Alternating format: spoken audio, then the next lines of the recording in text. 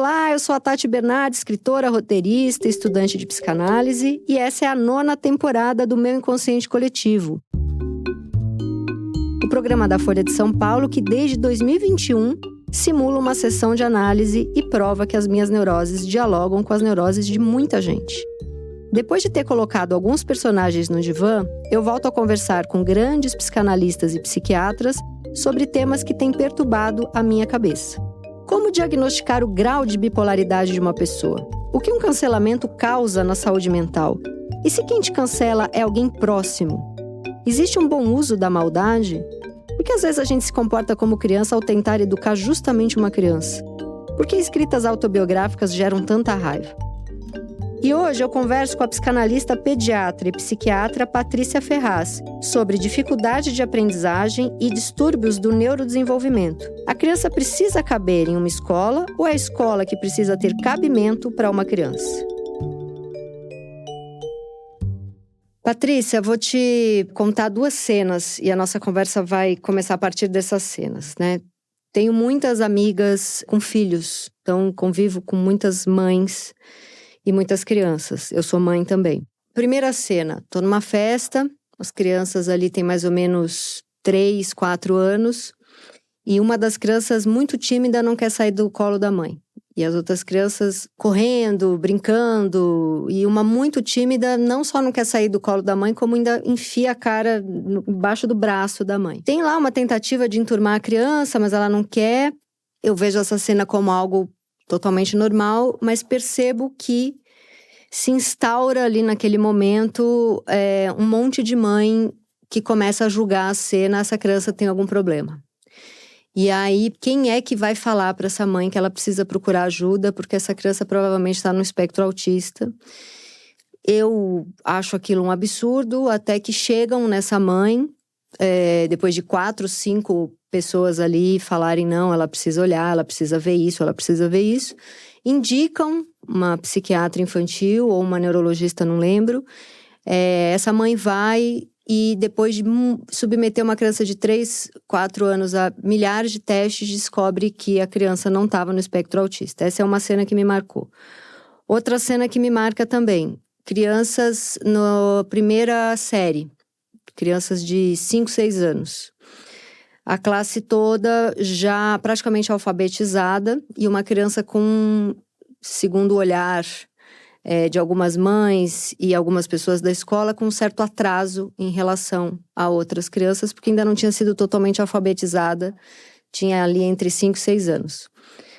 A mãe dessa criança muito angustiada, porque a classe inteira já alfabetizou, leva esse menino em uma neurologista, e tem a sorte de uma neurologista que diz para ela, talvez o seu filho seja o mais saudável da sala, porque ele está dizendo que tem alguma coisa de muito errado com essa escola, que obriga que uma criança de 5 para 6 anos esteja totalmente alfabetizada. Talvez ele seja o único ali levantando a mão e dizendo, vocês estão tudo doido, né? Então essas 2 cenas me marcam muito. E nosso papo de hoje é um pouco para entender o que está acontecendo com tantas pessoas desesperadas procurando psiquiatras, neurologistas com crianças tão pequenininhas. Claro que muitas dessas crianças estão realmente, têm o TDAH, têm o espectro autista, mas muita gente indo atrás para receber, procurando, caçando um diagnóstico apenas que uma criança está tímida numa festa. E isso eu vi, eu sou mãe e eu vejo isso o tempo inteiro. O que está acontecendo, Patrícia? Muita mãe te procura com esse desespero? Exatamente.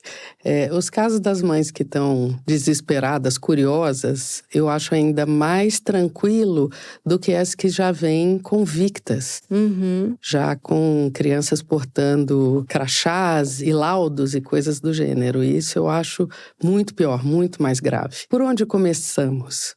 A gente está num momento da humanidade, cuja informação virou órgão de consumo, virou produto de consumo. Uhum. Então, todo mundo hoje consome absurdamente informação, sem entender que informação não é conhecimento. Então, assim, uma criança de 3 a 4 anos que tem um comportamento distinto de outras crianças, essa criança pode só estar dentro de um núcleo familiar problemático, por exemplo. Essa criança pode ter só ansiedade de separação, ou essa criança pode ter uma síndrome genética, ou essa criança… Enfim, eu posso passar aqui os próximos 15 minutos… Ou ela pode ser tímida, por exemplo. Ou ela pode ser tímida. Eu posso passar 15 minutos elencando problemas que podem levar a uma mudança de comportamento de uma criança muito jovem. Isso é um problema muito sério. O outro problema é que a informação médica, técnica, que hoje está vigente, principalmente nas Américas, eu vou chamar assim, é uma visão muito baseada em critério. O que é um critério? Você cita um monte de fatores que, uma vez atendidos a esses fatores, você tem um diagnóstico. Aí, qualquer coisa, por exemplo, que andar em cima de 2 pernas e tiver 2 pés, é gente. Não, mas tem outros bichos que andam em 2 pés e não são gente. Mas o que a gente tem feito na saúde mental, principalmente na psiquiatria e na psiquiatria infantil, isso é um problema muito sério, é olhar essas crianças e achar que aquele comportamento que você está vendo só pode estar relacionado a uma causa. Então, quanto mais jovem é a criança, mais indiferenciado fica seu comportamento. O que quer dizer isso? Quer dizer que qualquer comportamento pode estar relacionado a 1001 possibilidades e causas, entendeu? Porque a criança tem o psiquismo, não está pronto, não tem linguagem, não tem desenvolvimento cognitivo ainda, neurologicamente ela é imatura, biologicamente é uma máquina que não funciona do mesmo jeito que vai funcionar daqui a 5, 10 anos. Então, você inferir que aquele comportamento naquela idade é necessariamente igual a problema X ou Y, você está cometendo um erro. É como dizer, olha, esse vestido que é número 44 vai servir no meu filho de 3 anos. Não vai? Não vai, porque aos 3 anos é outro modelo, tá? Então esse é um outro aspecto muito sério. O último manual de classificação de diagnósticos, né, que a Associação Americana de Psiquiatria lançou, eu costumo dizer que fez um desserviço para a psiquiatria infantil. Por quê? Coloca no mesmo grupo de problemas, principalmente aqueles que começam na infância, coisas que vão depender da idade da criança, da idade possível de aparecimento daquele problema, do ambiente que essa criança está inserida, da sua carga genética e seus fatores biológicos, enfim. Tem um monte de variáveis que, a cada momento do desenvolvimento da vida da criança, esses fatores mudam. Então, até mesmo o diagnóstico de autismo, que hoje as pessoas acham que é muito fácil de fazer, ele se transforma, a apresentação vai se transformando à medida que a criança está crescendo. Então, uma criança de 4 anos pode, a um olhar clínico, a um olhar sem grandes aprofundamentos, ter todos os sinais e sintomas de autismo. Aos 6 anos, a hora que ela entrar numa outra fase neuropsíquica, ela tem outra apresentação. O próprio autista, o autista clássico, aquele não verbal, aquele que da onde originou o diagnóstico.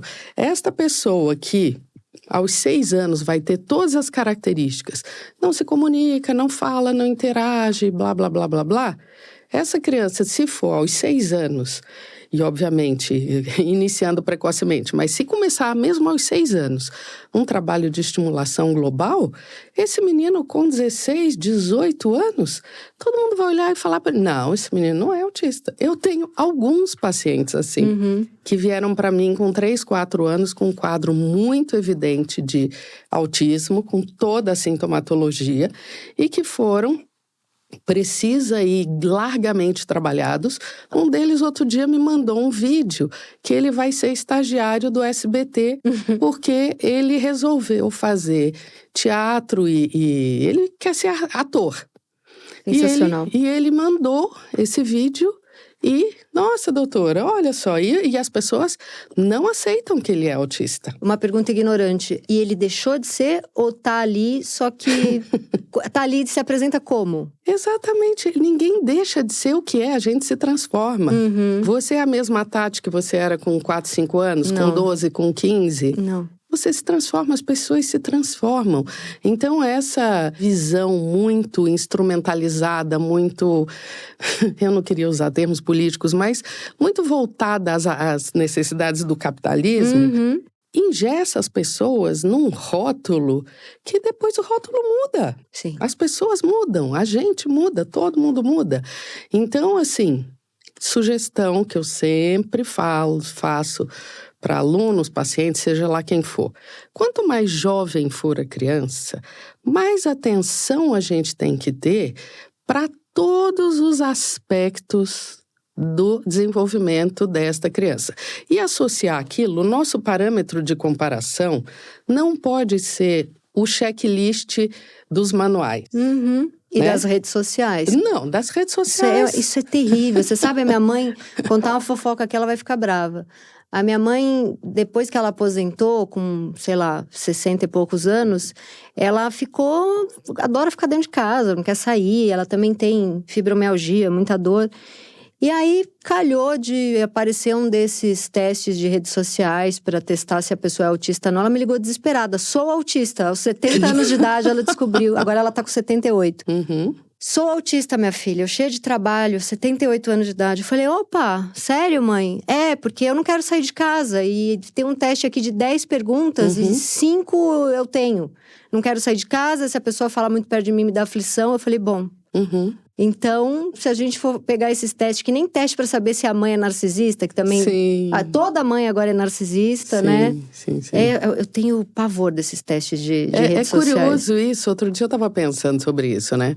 Isso já acontece desde a década de 50. Porque a Cosmopolitan, por exemplo, lançava em todas as suas edições questionários com sugestões do tipo, você é o tipo da esposa não sei o que, não sei das quantas, você não sei o que. Então, essa cultura de questionários rasos para detectar e diagnosticar problema já acontece há muito tempo. O problema é que com a internet e a velocidade da divulgação dessas coisas, virou uma epidemia, né? Então, infelizmente, isto não é novo. Isso não é novidade, mas agora o negócio pegou uma dimensão, assim, incontrolável. Tem um outro caso também que eu lembro de uma menina da escola da minha filha que andava na ponta dos pés e aí torraram a paciência dessa mãe que tinha que investigar, não tinha ainda você ainda não foi no médico certo, com certeza ela está no espectro autista. Essa mãe enlouqueceu de investigar com o psiquiatra, com o neurologista e esqueceu de levar no ortopedista, que era onde estava o problema. Ela tinha um encurtamento, não sei o que acontecia ali, que ela fez um pouco de fisioterapia e sarou, que andava na ponta do pé. Não, uma criança absolutamente normal, por volta do 3º, 4º ano de vida. Se essa criança, por exemplo, for uma criança que fica confinada, com pouca estimulação, que a gente chama de psicomotora, essa criança vai ter o que a gente chama de estereotipia, vai ter maneirismos, vai ter uma série de alterações motoras por falta de estimulação. Tem uma história, eu fui diretora de um serviço de saúde mental num hospital pediátrico durante 11 anos. E na minha equipe tinha um neurologista que era mais velho que eu, tinha mais experiência, eu era mais jovem, eu era bem mais jovem. Aí um dia chegou uma criança lá por 2, 3 anos e todo mundo, a equipe, é autista. E eu falei, não, é autista. O neurologista olhou assim para mim e falou, não é, essa criança é mal estimulada. Dito e feito, a criança ficou internada 1, 2 meses porque tinha uma pneumonia grave e tal, não sei o quê. Qual era o contexto? Era uma família carente, uma família de baixo nível socioeconômico. A mãe tinha 7 crianças, era só ela para cuidar. Então, esse bebezinho, que era o mais jovem, ficava deitado numa cama, num quarto, numa penumbra, recebendo alimentação de tempos em tempos, mas o resto do dia completamente fechado. Então, 2 meses internada num hospital onde ela recebia estimulação 24 horas por dia, sarou o autismo, acabou o autismo. Então, assim, as pessoas têm que entender que esse diagnóstico não é só uma coisa rasa e plana, baseada em comportamentos ou em inabilidades ou dificuldades. Esse diagnóstico tem que ser tridimensional. O que é isso? Essa criança tem que ser vista desde a sua história de gestação, de parto, de desenvolvimento, a sua história biológica, seus aspectos bio-neuropsíquicos, seus aspectos psicológicos, seus aspectos familiares, sociais, ambientais.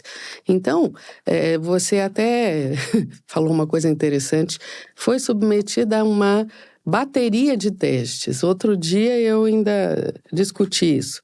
Alguém me procurou. Me indique uma neuropsicóloga porque eu estou suspeitando que meu filho de 12 anos tenha autismo. Daí a minha resposta foi: para avaliar uma pessoa de 12 anos, essas escalas muitas vezes sequer são recomendadas. Porque aos 12 anos você tem tanta alteração própria da puberdade e da adolescência que mudam significativamente o comportamento da criança, que dependendo do que se vê na avaliação clínica, o psicodiagnóstico ou a avaliação com as escalas fica secundário, porque esta criança pode ter sintomas claros de transtorno do humor, essa criança pode ter sintomas claros de um transtorno psicótico, que as pessoas não falam. De desejo de isolamento, que está passando por angústias imensas. Exatamente. Questões psicodinâmicas que imobilizam essa criança. Enfim, a depender do que é visto durante a avaliação clínica, avaliação neuropsicológica, isso acontece comigo diariamente. Eu atendo num ambulatório de uma operadora aí de convênio, que eu faço um ambulatório 2 vezes por semana só de crianças e adolescentes. E eu vejo situações semelhantes toda semana. Toda semana tem no mínimo 2 ou 3 crianças ou adolescentes que estão apresentando alterações, que a gente chama de alterações psicopatológicas, e que não tem nada a ver com alteração do neurodesenvolvimento. Então, as pessoas, o senso comum, graças à informação sem conhecimento, esquece que problemas do neurodesenvolvimento, primeiro, não é só autismo. Autismo, se você for pegar uma avaliação epidemiológica, autismo é 1% dos distúrbios do neurodesenvolvimento. Então, só dentro do olhar médico, psicopatológico, você tem um monte de possibilidades de alteração. O autismo é uma delas.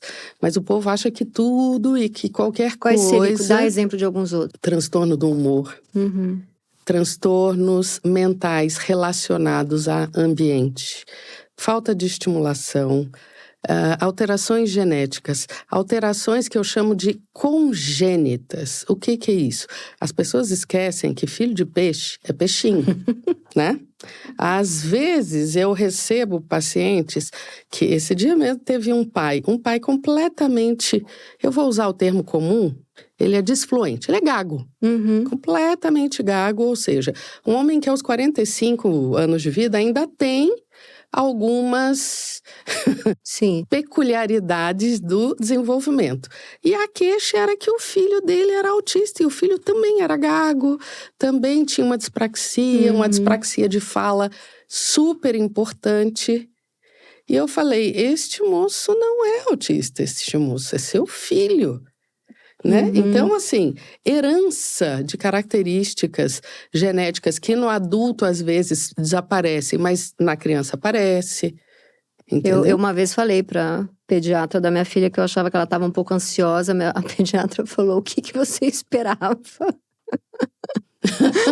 Porque não sei o que você estava esperando que acontecesse. Pai e mãe super ansiosos, avós ansiosos, uma vida ansiosa, mora em São Paulo. Exatamente.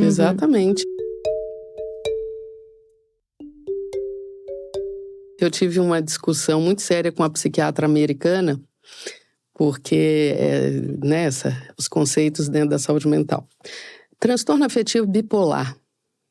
que, teoricamente, só pode ser identificado a partir do final da adolescência para frente.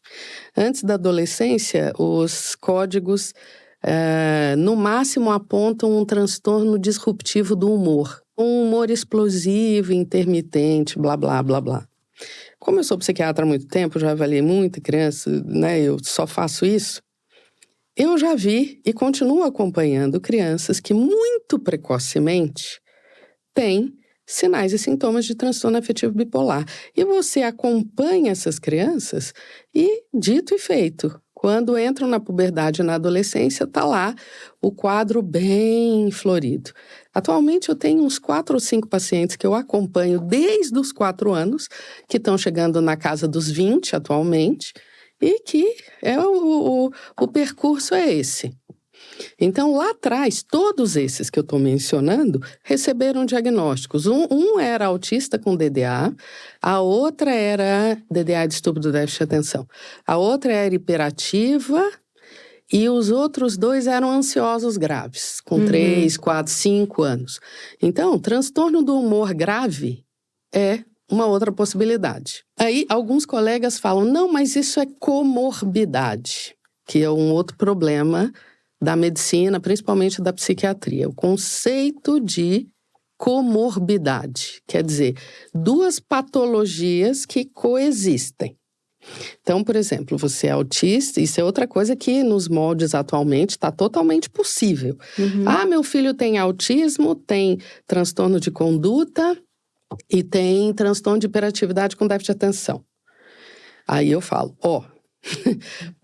provavelmente o seu filho não tem nenhuma dessas coisas e o que ele tem é a reunião de sinais e sintomas que aparecem dentro dessas coisas.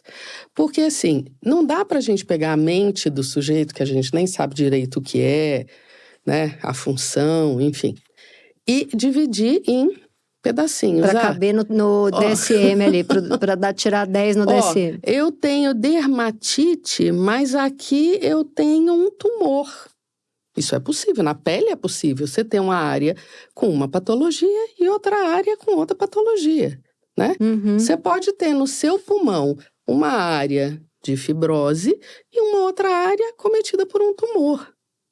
Isto é possível dentro da filosofia anatomobiológica. A mente é um órgão? Não é. A mente tem uma anatomia? Não tem. A existência humana, a subjetividade, o que me faz ser Patrícia e você ser Tati? A gente consegue palpar, mensurar? Não. Não aparece em ressonância, nem em tomografia. Não aparece em lugar nenhum. Então, a pessoa, sob o ponto de vista da mente, tem que ser avaliada no conjunto da obra. Inclusive, levando em conta o hardware, que eu costumo dizer, que é a parte biológica que sustenta esta função que eu vou chamar de software. Entendeu? Então, não dá para você ter no mesmo software abstrato pontos de coisas, né? Agora, como o diagnóstico é feito em cima de critério de sinalzinho e sintoma, de checklist... Exato, o checklist é um problema. Aí você pode fazer o checklist e checar tudo. Aí é a vida muito... É uma vida de um psiquiatra que vai para casa mais cedo que você, né, doutora? Ele medica e boa sorte, tá no DSM, boa sorte. Sem dúvida.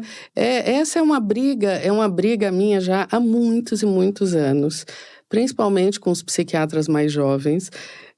No ano passado eu estava num evento social de colegas e tal, aí encontrei um outro colega renomado, obviamente não vou citar nomes, de uma instituição renomadíssima, cuja consulta é 10 vezes, literalmente, 10 vezes mais cara que a minha, né? E conversando, o comentário dele foi, você é dessas que só o DSM não basta, né? Eu falei, sou. Exatamente, sou dessas que só o DSM não me basta. de forma nenhuma, porque eu estou tratando de gente que não pediu para nascer, que não escolheu família, que não veio num corpo que foi escolhido e que vai ter que sobreviver e se adaptar para poder se individualizar, para se tornar uma pessoa. Então, eu levo muito a sério, a história que te contam ali, né? Individual. Tudo. Eu me levo muito a sério a criança, eu levo muito a sério o adolescente, a criança, enfim, quem estiver ali na minha frente, que depende do meu olhar para abrir e oportunizar um caminho para que essa pessoa leve uma vida normal, se é que isso existe. Sim. Né? Então, eu falo isso todo dia. Olha, a gente não precisa ser normal para levar uma vida normal. Mas para levar uma vida normal, eu tenho que ser portadora de condições para me adaptar, para sobreviver, para ter autonomia, para me relacionar, etc, etc. Então, eu sempre digo que o diagnóstico na infância e na adolescência, principalmente o diagnóstico médico, tem que ser um ponto de partida.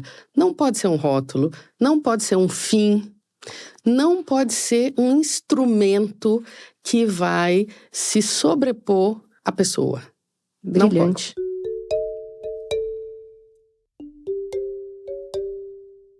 E tem uma coisa também de uma cobrança por alta performance que eu só me liguei depois que eu me tornei mãe.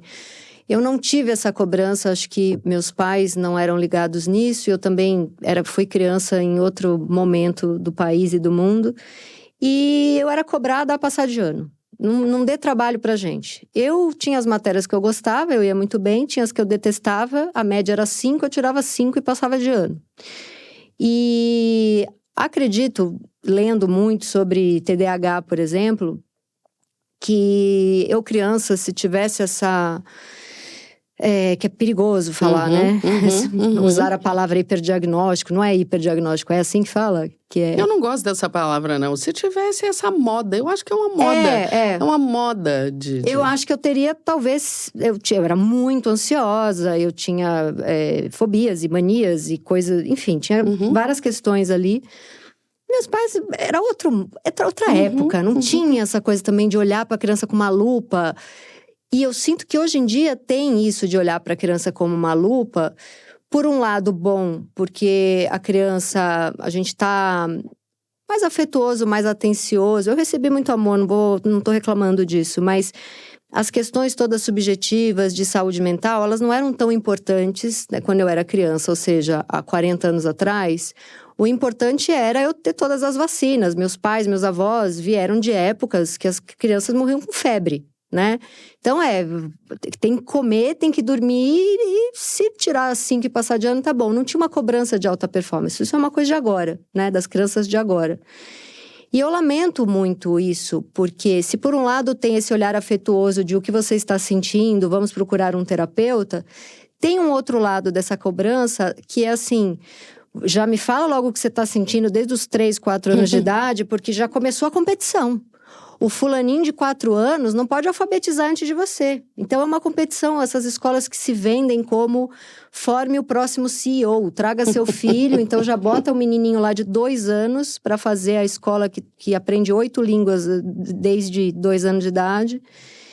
Que é já formando o próximo, sei lá, dono próximo Faria Limer. Eu acho isso terrível, né? Então tem essa...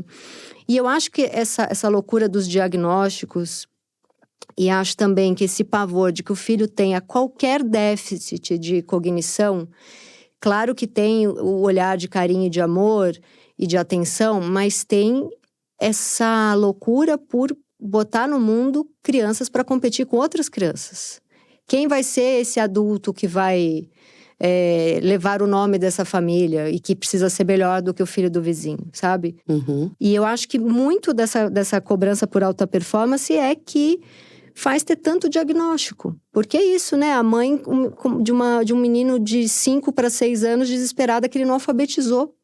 Ainda bem que ela caiu numa neurologista que falou, bom, talvez seja a criança mais saudável da sala. Sim. Você está falando, eu não sou muito jovem, eu me formei muito jovem, eu me tornei psiquiatra muito jovem. Então, durante a minha vida até hoje de assistência, né, de docência, enfim, de pesquisa e tal, eu já vi vários momentos, várias modas. Porque eu me tornei psiquiatra, para você ter uma ideia, no meio da década, em 95. Em 95, eu já era psiquiatra, aí fui para mestrado, doutorado, tudo em psiquiatria, sempre atuei em psiquiatria. Então, eu tô nativa, digamos assim, tratando crianças objetivamente desde 98. Desde 98, são, né, vários anos. E aí eu vi várias modas, né, nesse percurso que você está falando. Agora, uma coisa que me chama muito a atenção, eu sempre falo isso, a criança foi descoberta meados do século XIX, 18 e 19. Até então não tinha infância. Você nascia, você tinha que sobreviver, tinha que, né, vingar a hora que tivesse os primeiros sinais de desenvolvimento sexual, tanto masculino quanto feminino, você já ou ia casar, ou ia trabalhar, ou virava herdeiro de alguém, na Europa virava, enfim. A infância, enquanto um período da nossa existência, com as características que tem e que deveria ser avaliada, nunca foi de fato reconhecida. E aí, a psicopatologia, os diagnósticos chegaram num momento no qual a gente ainda não é muito público, não é muito divulgado, o que é esperado, o normal. Então, hoje as pessoas estão muito mais movidas com o fato de querer identificar o que não é normal do que pensar no que é normal. Uma coisa. A segunda coisa é essa coisa da demanda, da exigência. Se eu não estou preparada para entender que aquele ser humano que acabou de nascer tem um percurso e qual é o meu papel diante desse percurso do desenvolvimento, aí essas coisas começam a pipocar. O Bauman falava isso, que filho hoje, né, no século XXI, se tornou um objeto de consumo. Né? Então, eu tenho um filho para fazer o que eu não fiz, para ser quem eu não fui, para estender o meu ego narcísico. Então, na verdade, tudo conflui por causa disso, porque eu não ponho uma pessoa no mundo para dar um suporte para esta pessoa se transformar numa pessoa. Eu ponho alguém que vem de dentro de mim, que é a minha extensão e que vai ser o que eu não fui e o que eu não quero. Então, tudo que vier falando esta mesma língua será muito bem-vindo. O que vier tem que ser medicado. O que vier contrário tem que ser medicado. Você entendeu? Então, tudo que não é aquilo que está dentro do roteiro pré-estabelecido, está errado, é patológico, tem que receber um diagnóstico, tem que tomar um remédio. Porque as pessoas que, né, você é mãe, todo mundo sonha com alguma coisa para o seu filho. O problema é que a gente vive num tempo e numa sociedade que este sonho, alguma coisa para o meu filho, se tornou... Meu filho é um objeto do meu desejo. É meu falo, né? Entendeu? É minha extensão. É como se fosse um braço. Então, toda e qualquer divergência que aquele ser humano que está ali, crescendo, precisando de você para sobreviver, apresentar em relação ao meu roteiro pré-estabelecido, ao meu sonho, pronto, tá errado. Tá errado, tem que ser consertado, isso é um diagnóstico, entendeu? Na minha opinião, trata-se disso. E é uma coisa assim, né? Eu tô me lembrando O Elon Musk tem 14 filhos por inseminação artificial. O que você acha que é isso? Empresas, pequenas empresas. Entendeu? 14. E aí, um deles veio transgênero. Pois é, aí né? não é, ele já não conseguiu. Jogou fora. Falou que morreu. Jogou fora. Eu acho isso um exemplo tão concreto. Essa mãe que está preocupadíssima que seu filho de 5 anos não está competindo, ela devia pensar o papel dela como mãe desta pessoa. O que ela quer desta relação? É uma relação maternal ou é uma relação de consumo? Não, ele é a minha extensão. De poder, de consumo. Ela é minha extensão, tem que ser o que eu quero, tem que ser o que eu espero. Então, essa cobrança das escolas, essas escolas que, como você falou, eu falo quadrilíngues, que oferecem essas estratégias, na verdade é uma resposta à cobrança desses pais, ao problema original, que é essa distorção do seu papel enquanto mãe e pai e oportunizador de vida para uma outra vida. Outra cena também que eu não esqueço, agora uma cena boa. Minha filha, uma época, fez teatro. Daí chegou uma mãe lá no teatro com um menino, um pouco mais novo que a minha filha. E ele era assim, só de olhar, você já falava, nossa. Porque subia em cima de tudo, falava com todo mundo, uma coisa extremamente intensa. E queria saber tudo, perguntava tudo. Aí a mãe falou que a escola em que ele estudava chamava ela o tempo inteiro para falar que ele atrapalhava a aula, porque ele não conseguia parar quieto, e que ela estava quase medicando, mas como uma última alternativa, ela ia colocar ele no teatro. E aí ele se apaixonou rapidamente ali, um menino de 5 anos, começou a ir em todas as aulas, e no final do ano teve uma apresentação. A hora que esse menino subiu no palco, eu chorava, eu falava, que coisa linda, que bom que essa mãe trouxe esse menino pra cá, antes de já dar um monte de sossega-leão no menino, sabe? Ele é assim, as outras crianças, eu até comentei depois com a minha filha, falei, desculpa, mas não consegui olhar pra mais nenhum outro lugar. Porque, assim, eu não sei nem explicar o que era aquilo. O menino nasceu pronto, ele é um artista, eu não sei se ele vai seguir carreira, mas era uma coisa, ela tinha uma joia na mão que falaram pra ela que era um problema.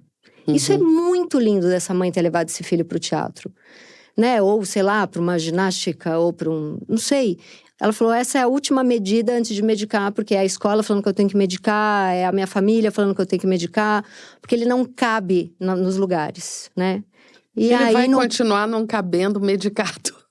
Tem isso também, né? Quando medicar? Quando que você como psiquiatra... Tá, vou falar o meu posicionamento que eu adoto. Eu sou médica, né? Eu não sou psicoterapeuta, não sou psicanalista, eu sou médica.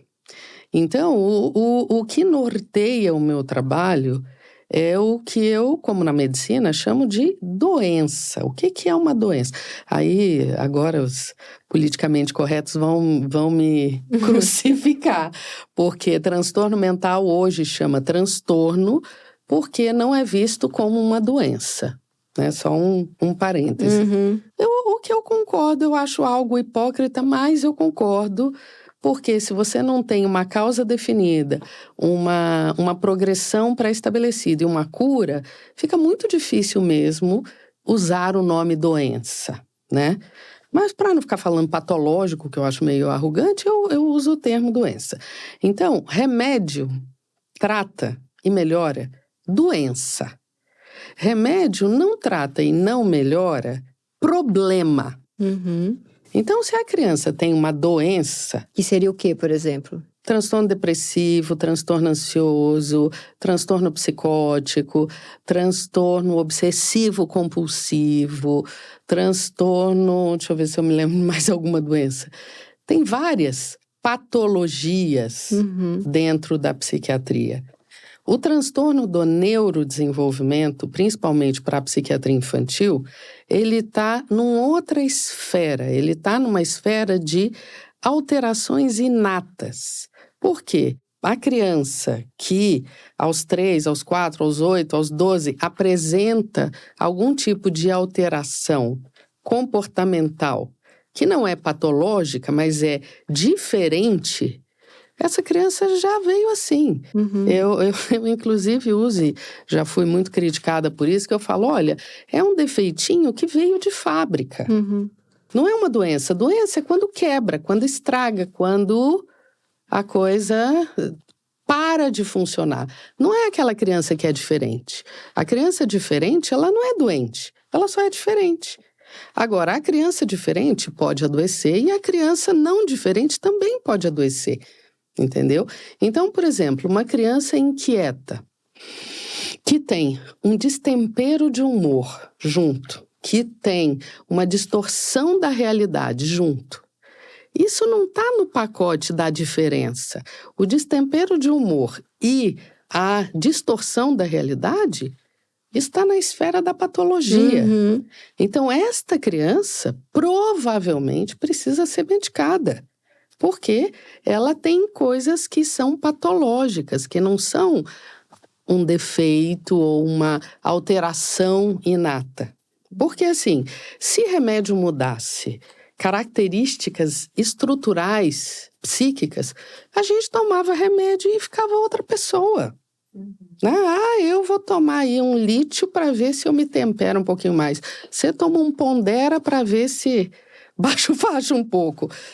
Isso não acontece. Pelo contrário, toda vez que as pessoas vão buscar resolver problemas com remédio, não, dá ruim.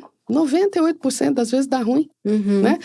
Eu não durmo. Tá, vou tomar remédio para dormir. Se o seu problema de dormir não estiver no início do sono, então no meio do sono, o remédio que você vai tomar vai funcionar um mês, depois não funciona mais. Tá certo? Sim. Então, em que momento medicar a criança? No momento em que ela apresentar alguma psicopatologia. Mas então você não dá Ritalina para os hiperativos? De jeito nenhum. Eu dou Ritalina, Venvance, Atenta, e seja lá o que for, que os americanos tentam nos convencer que é o tratamento correto. Eu dou caso todas as estratégias adaptativas tenham falido. Então, essa mãe, por exemplo, que foi primeiro para o teatro, ela com certeza podia ser a minha paciente, porque meus pacientes eu mando para a psicomotricidade, eu mando para os esportes, eu mando para as artes, para o teatro, mando mudar de escola, arranjo uma escola diferente, né? Meu filho não está se adaptando à escola. A escola não serve para ele, não é seu filho que não serve para a Exatamente. escola. Isso é uma coisa que eu penso o tempo inteiro. As mães às vezes me perguntam, como que eu escolho a melhor escola? A escola que for parceira com você para dar o que a criança precisa. E não cobrar dessa criança o que ela não tem para dar. Então, escola boa é aquela escola que está junto com a família para dar o que a criança precisa, do jeito que a criança precisa. Sim. Entendeu? E não o contrário. Então, assim, medicação hoje na minha clínica, por exemplo, que segue um processo de investigação super profundo. Então, eu não faço só bateria de teste para ver a performance da criança. Essa criança, eu tenho que ver o cérebro dela, eu tenho que saber como é que ela dorme, eu tenho que fazer uma avaliação dos indicadores hormonais, porque tudo que interferir na máquina biológica, no hardware, vai impactar no software. Então, por exemplo, tenho inúmeros pacientes que eu identifico. Epilepsia do sono, apneia do sono, enurese, enfim, enurese é fazer xixi na cama. Inúmeras condições biológicas que geram comportamentos muito parecidos com o transtorno de hiperatividade com déficit de atenção. O próprio transtorno de humor intermitente explosivo é muito parecido com hiperatividade, muito parecido. Então, se você dá estimulante para essas crianças, Ritalina, Venvance, não sei o quê, elas viram, assim, umas máquinas mortíferas Piora. De irritação. Aí, o que os protocolos sugerem que a gente faça? Então agora você dá de noite um calmante. Aí começa um remédio para melhorar. Um para dormir, outro para acordar. Eu vou ser cancelada por todas as farmacêuticas depois da nossa entrevista. Eu sou veementemente contra essa história de remédio para mudar comportamento. Remédio muda meus rendimentos mentais e não o meu comportamento. Porque o meu comportamento depende da minha pessoa, dos meus valores, do meu ambiente, da minha personalidade. De como você foi criado, da tua infância. De tudo. Agora, os meus rendimentos mentais, ou seja, minha atenção, meu raciocínio, meu humor, Tudo isso muda com remédio. Sim. Né? A gente toma um gole de uísque, nossa, estamos num outro estágio. Isso que eu chamo de rendimento mental. Então, o rendimento mental é como eu estou. Isso muda com remédio. Quem eu sou e as dificuldades que eu tenho não muda com remédio. O estimulante, por exemplo, para o transtorno de hiperatividade. Na criança jovem, ele ceda a criança porque ela tem um efeito contrário. O estimulante na criança jovem, ele ceda, então a criança para. Ah, mas melhora a função executiva. Sim, melhora a função executiva, mas piora a memória, piora a abstração, piora a elaboração. Criatividade. Tudo fica sedado. Então, lançar mão de medicação é para agradar a família e a escola.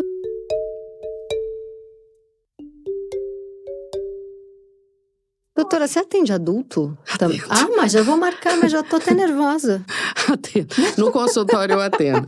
O consultório é assim, eu sempre fui, eu vim até pensando sobre isso. A minha vida sempre foi na infância. Eu sou pediatra de formação, aí fiz psiquiatria geral, depois fui para psiquiatria infantil. Trabalhei muitos anos na PAI de São Paulo, numa época que a PAI tinha uma outra abordagem, era uma outra instituição. Aí fui diretora de hospital público, fui de CAPS, enfim. A minha vida sempre foi na assistência lato sensu, né? Atendendo crianças e adolescentes. Então, hoje eu sou o resultado, como eu disse, de vários momentos, várias modas. Sim. Por exemplo, quando eu defendi meu doutorado é sobre crianças com dificuldades para aprender. Justamente isso. Na época, as exigências e assim, foi pré-internet. Meu doutorado eu defendi em 2002. Então, antes da internet. Então, era um panorama a dificuldade de aprendizagem. Nossa, isso aumentou tanto, isso piorou tanto. E sabe, isso é uma opinião minha, não é um trabalho científico. Um dos motivos pelos quais se agravou a dificuldade de aprendizagem, porque as crianças, como você muito bem disse, hoje não estão expostas a atividades precursoras das ferramentas necessárias para aprender. Brincar, se mover, interagir, lidar com temperatura, com desconforto, com adversidade, ter que resolver problemas. Por exemplo, eu sou mais velha que você, mas a gente ia brincar na rua, ali tinha uma treta, você tinha que resolver, né? Hoje as crianças são isoladas, confinadas, super protegidas. E na tela, onde tudo é perfeito. Enfiadas num mundo bidimensional. E para piorar, uma coisa que eu tenho percebido também, pais e mães. Familiares. Chame de familiares. Que deixam a criança nas telas, vendo, por exemplo, o TikTok ou o YouTube. Eu percebo alguns coleguinhas da minha filha que não têm paciência de desenho da Disney porque dura 1h30. Eles estão acostumados com vídeos de 3 segundos. A minha filha fica tranquilamente vendo um filme de 2 horas. Ela, inclusive, às vezes ela vai em musical comigo, de adulto, que ela gosta. Claro que se tá ok para a idade dela, que às vezes dura 3 horas o negócio. Ela tem paciência. Porque eu nunca deixei ver coisa curtinha. Que isso também vicia o cérebro a não suportar uma história longa, né? Exatamente. Essas ferramentas foram desenvolvidas utilizando de uma tecnologia, de um conhecimento de neurociência e de neuropsicologia muito, muito, muito eficiente. Muito eficiente. Até o tamanho da tela. A intensidade de luminosidade, a velocidade das imagens, tudo isso entra numa frequência eletromagnética, visual, de luminosidade, que ativa diretamente algumas regiões do nosso cérebro. De recompensa. Que são as regiões que trabalham com a saciedade, a recompensa, a regulação inibitória. Nossa, entendeu? Que desgraça. Então, assim, essas pessoas desenvolveram uma droga psicoativa extremamente rentável, extremamente eficaz. E viciante. Como qualquer tipo de substância psicoativa que se propõe a ser recreativa. Por que há 15 anos atrás, mais ou menos, falava-se tão menos em autismo e agora o espectro autista e o TDAH é o tempo inteiro matérias e assunto e pessoas fazendo teste? Tem vários aspectos, né? Primeira coisa, a questão do diagnóstico. O DSM-5 foi lançado em 2013, não sei, devo estar falando besteira. Mas né?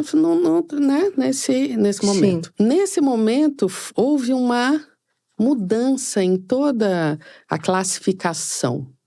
Então, coisas que eram muito distintas, por exemplo, o transtorno de fala e linguagem. O transtorno de fala e linguagem é toda e qualquer criança que sofre qualquer atraso da fala e da linguagem por algum motivo que está relacionado ou ao desenvolvimento psíquico ou à própria articulação da fala.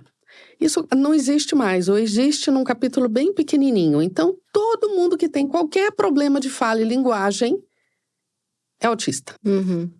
Isso já faz o diagnóstico começar a abarcar um número gigantesco de pessoas. Uhum. A outra coisa é assim, desde que eu estou na ativa, desde que eu era da APAE, sempre existiu um movimento dos familiares de crianças com autismo. Porque estas pessoas até meados dos anos 70, 80, no Brasil até os anos 90, essas pessoas eram literalmente confinadas, escondidas e execradas da sociedade. Não importa o nível socioeconômico. O que eu acho que foi muito pertinente, um movimento para transformar isso, tirar literalmente essas pessoas do armário. Uhum. Então, passou-se a ver muito mais... Eram os filhos escondidos, né? Eram os filhos escondidos, exatamente. Então, a gente passou a fazer mais diagnóstico, porque as ferramentas para fazer diagnóstico ficaram muito frouxas. Houve esse movimento realmente com um propósito inclusivo. E é um tipo de público que não escolhe, por exemplo, deficiência intelectual, síndrome genética. Tem países que nem existem essas pessoas. Né? A China, por exemplo, eu sempre falo, alguém conhece algum Down chinês, alguma pessoa que tenha Down que seja chinesa? Não conhece, porque lá não nasce. Eles fazem rastreamento genético. Na Escandinávia, por exemplo, problemas relacionados ao parto que gere uma criança deficiente também não existe. Tamanha é a especificidade do monitoramento deles. Nossa. Agora, autismo é um problema que vai aparecer independente de você ter pré-natal, de você fazer exame de sangue, de você controlar o parto, blá, blá, blá. O autismo não tem uma prevenção como a deficiência intelectual tem. Entendeu? Uhum. Então, essas coisas se confluíram e, obviamente, impulsionadas um pouquinho pela indústria farmacêutica, que ganha muito dinheirinho com remédios para autismo, o que é um absurdo na minha concepção. E aí, 2025, 2026, nós estamos com esse aumento absurdo. Agora, tem uma coisa, o autismo é um problema do neurodesenvolvimento. Essa coisa que as pessoas acham que eu posso me descobrir autista com 40 anos sem ter nenhuma história de neurodesenvolvimento, isso é de uma ignorância. Por quê? Existem outros problemas que aparecem na adolescência e na vida adulta que geram comportamentos muito semelhantes ao autista, que as pessoas não falam. Por exemplo, tem um transtorno de personalidade que chama-se esquizotípica, que é um perfil muito semelhante com o autista.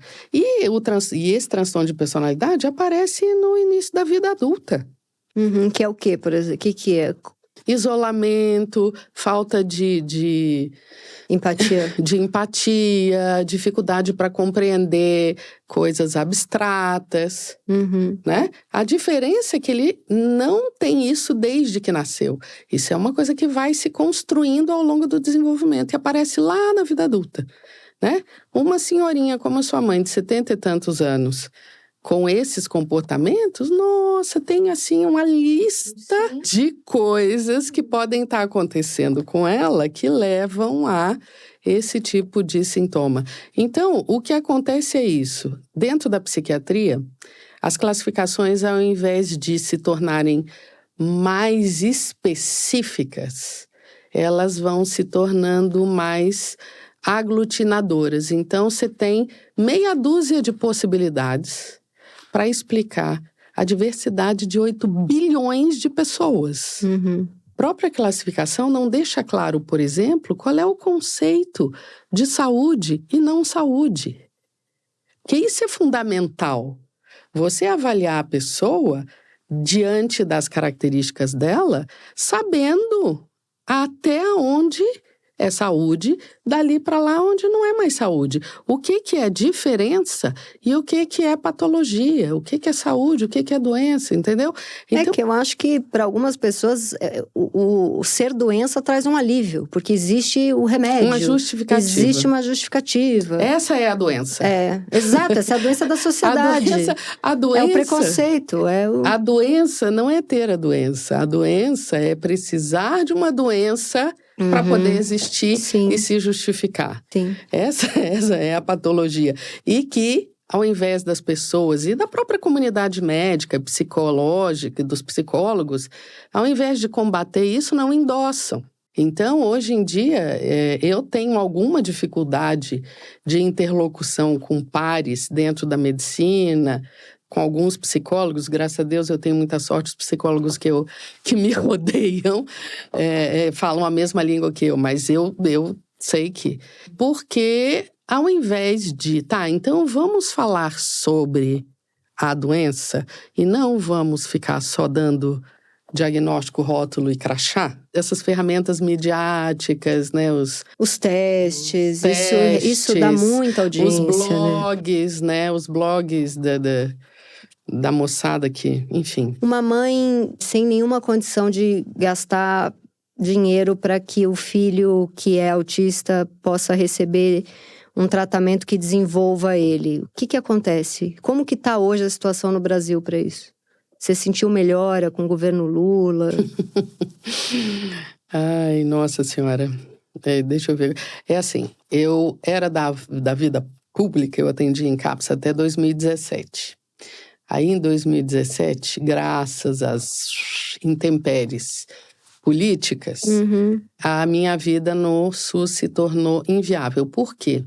Cada vez mais eu fui evoluindo no sentido de lançar mão de recursos, primeiro, para fazer uma avaliação diagnóstica decente.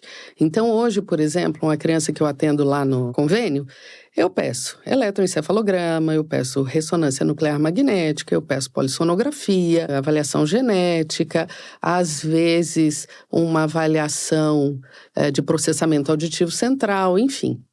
Hoje, a medicina me instrumentaliza com muitos recursos que eu acho extremamente úteis para a gente chegar a uma conclusão. O SUS não avançou nesse sentido, infelizmente. Até 2010, mais ou menos, a gente não tinha acesso a esse tipo de recurso nem na rede particular. Só quem tivesse muito dinheiro que a gente conseguiria. Hoje, qualquer pessoa que tem um convênio medíocre tem acesso a essas coisas. No SUS não tem. Então, eu acho que, sob o ponto de vista de realização de diagnóstico, hoje o SUS está muito carente. Por quê? O povo que está no SUS está tendo que fazer diagnóstico como eu fazia em 1998, antes da fluoxetina chegar no Brasil. Nossa, sim. Entendeu? Então, isso eu acho lastimável. Como as políticas têm obrigado tanto o serviço público quanto a saúde suplementar a oferecer tratamento especializado para autista, Então, por exemplo, no município de São Paulo, a gente tem alguns núcleos públicos de atendimento específico para autista, o que é alguma coisa. A questão é, se você pegar 10 crianças com atraso do neurodesenvolvimento, quem vai se beneficiar desse atendimento de autista que o SUS está oferecendo, dessas 10, são 3. As outras 7 precisariam de outra coisa. Por exemplo, psicopedagogia. Psicopedagogia, psicomotricidade, fonoaudiologia, fisioterapia, terapia ocupacional, são áreas de atuação que ajudam muito essas crianças. Mas no SUS e no convênio também, elas só vão ter acesso se elas forem autistas, porque a lei manda pagar tudo para autista. Então, se você não tem autismo, você não tem direito. E isso não é só do SUS, não. Isso na rede suplementar também.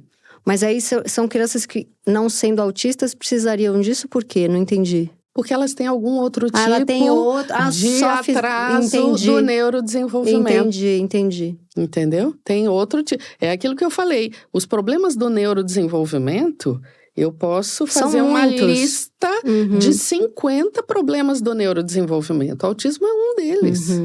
É um deles. Né? Por exemplo, criança que nem esse menino que eu atendi, que tem uma apraxia de fala. O que é isso? Ele não é gago. Ele não consegue articular a fala. Mas ele se comunica perfeitamente bem. Ele tem contato, ressoa o afeto. Ele só está recebendo terapias de fono e seja lá do psicólogo, etc, porque ganhou o diagnóstico de autista. Mas ele não é autista. Entendi. Entendeu?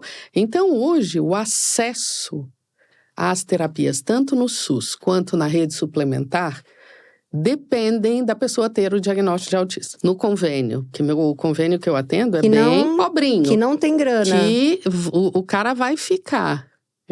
Eu entro, inclusive, em conflito com os administradores, com a galera lá do convênio. Eu falo, galera, é assim, para esse cara daqui a um ano receber alta, ele precisa disso. Ah, mas só se for autista. Então pronto, tá aqui. Então, dou o diagnóstico de autista para ajudar ele. Pronto. Ele é autista. Eu faria a mesma coisa. Entendeu? A mãe que não fizer isso pelo filho, é óbvio, gente. Pois é, em contrapartida, isso dá margem para a galera que não quer, por exemplo, eu dou aula numa faculdade de medicina particular caríssima, né? Aí tem umas criaturas lá que têm poder aquisitivo que compram um laudo para poder fazer prova com mais tempo, numa sala sozinho. Ai, gente. Que depressão. Que depressão. Você entendeu?